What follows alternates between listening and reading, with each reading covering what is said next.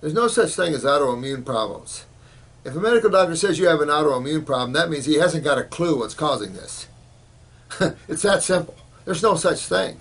Everything has a causative factor within chemistry and within the two fluids and within the cells. There's no such thing as your body doing something for nothing. That means everybody's body's doing what God didn't want them to do, and they're all having autoimmune problems. This stuff is idiotic. It's almost like, okay, next. So, really, what's going on here? You have a weakness in these tissues.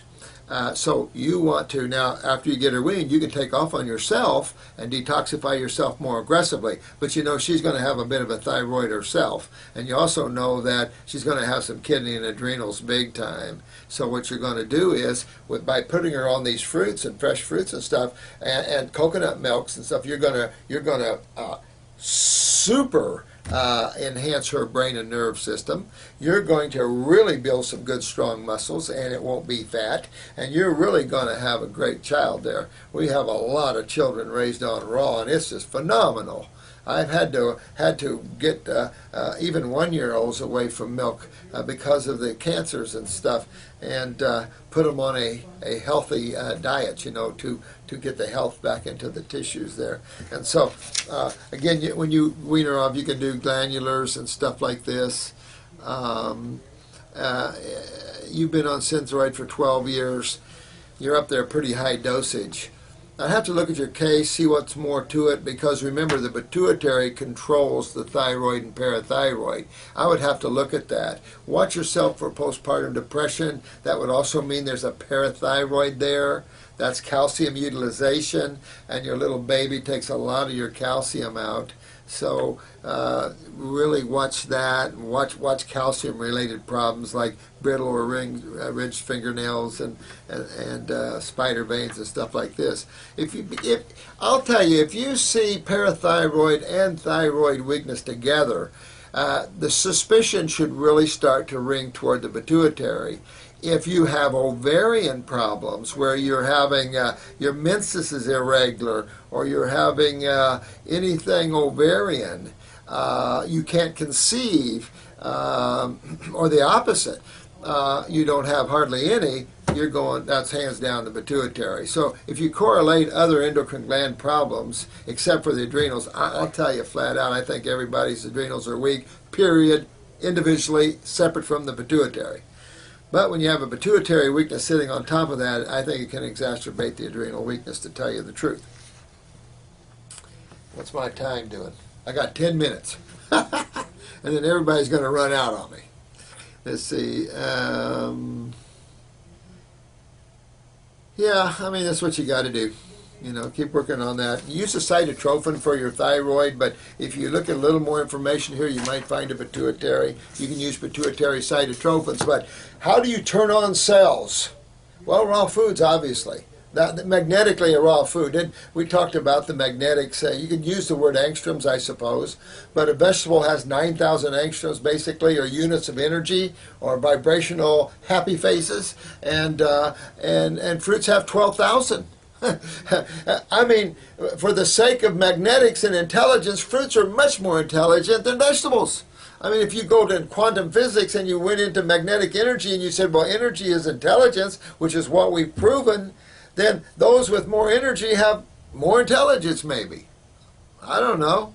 So when you look at those differences, and you look at the type of animals that eat those differences, I don't see how anyone can say vegetables are superior for man. I don't see where that comes from. In any way, shape, or form do I see where that's come from.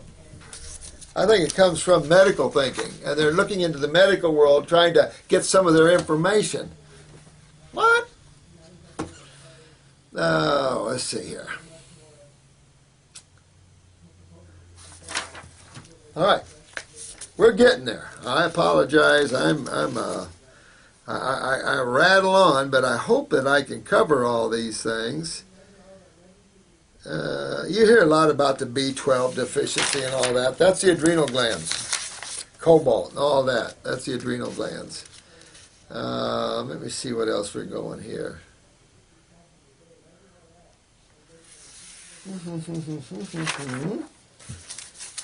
Sorry to take up your time here. Yeah, this person's allergic to all nuts and stuff. Good. I prefer you not to have them anyway. I'm not opposed to nuts, but they're very concentrated foods. I can just go in and eat a handful of almonds or pecans easy. I used to suck them down. It's like, ooh. I'm real bad with pignolia or pine nuts. I mean, pine nuts are so good. Much more of a fatty nut, like a coconut. I think that would be better for you if you're going to do that. Not so concentrated in the protein side, more in the fat side maybe. So that would be better. But, I get pull people off of proteins, real essential. So you also asked me about ozone therapy.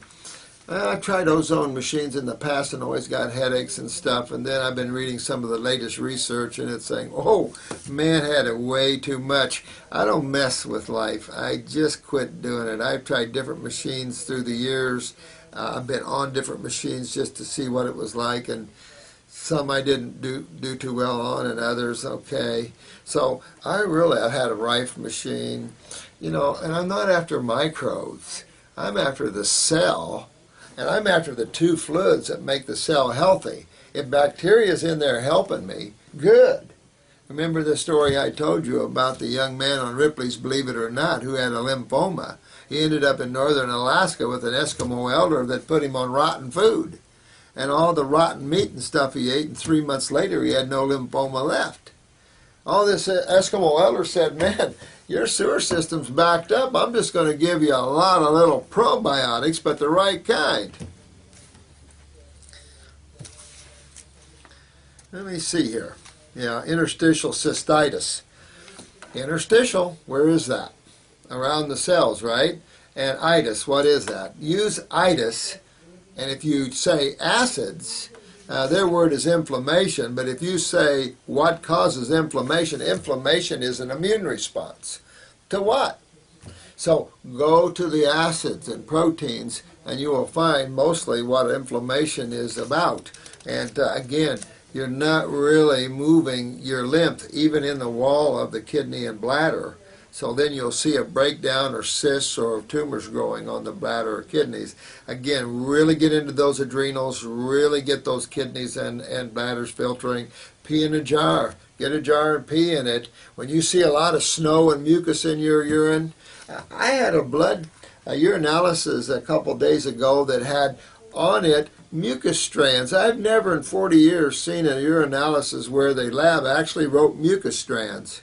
Oh, that was pretty good. You want to see a lot of mucus strands.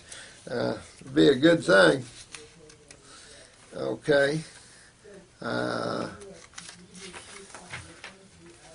Yeah, honey, when you have a lot of inflammation in the body like that, you might stay easy off the acid fruits.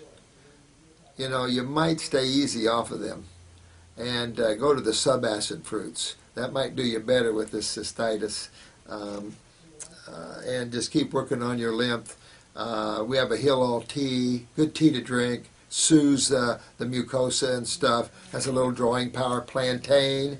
If you ever get snake bit, spider bit, use plantain. Any of the lymphatic formulas, if you're out and you get snake bit, carry a lymphatic formula with you and you won't have to worry about snake venom.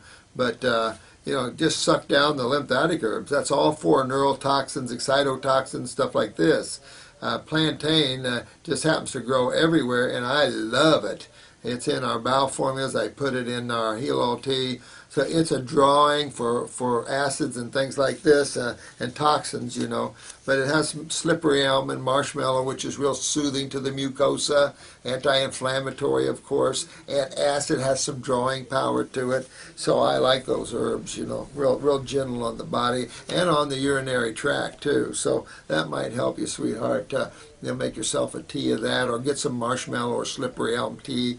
Cool that down. But remember, interstitial is in the wall, and that's lymph drainage. The kidney formulas should help you well with that. And get on those adrenal glands too there, dear one.